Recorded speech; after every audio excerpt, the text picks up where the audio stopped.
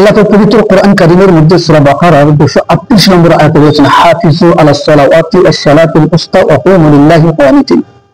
তোমরা সমস্ত নামাজকে পাবন্দী করো, বিশেষ করে আসরের নামাজে পাবন্দী করো, আর আল্লাহ তাআলার সামনে একান্ত আদবের সাথে দাঁড়াও। অর্থাৎ এই আয়াতের মধ্যে লক্ষণীয় বিষয় হলো আল্লাহ রাব্বুল আলামিন ইমানদারদেরকে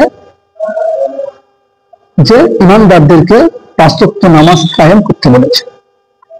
এবং এর দ্বারাই যে বিখ্যাত মুফাসসির ইমাম তাবারানী রাহমাতুল্লাহ আলাইহি তাফসীরে তাবারিতে এই আয়াতের ব্যাখ্যায় লিখেছেন যে এখানে নামাজের পাবন্দী করা মানে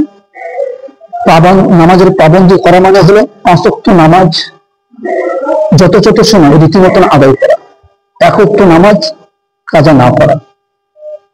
তাহলে আমাদের উচিত কি, আমরা যদি জোহরে নামাজ পড়ি আবার আগামীকাল জোহরে নামাজ পড়ি, তাহলে এটা হলো পাবন্দী করা হলো না। আমাদের উচিত কি, নিয়মিতভাবে 5 ওয়াক্ত নামাজ আদায় করা।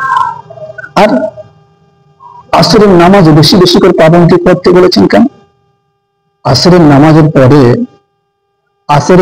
পরে থেকে মাগরিব পর্যন্ত ওই সময়টুকু খুব গুরুত্বপূর্ণ একটা সময়।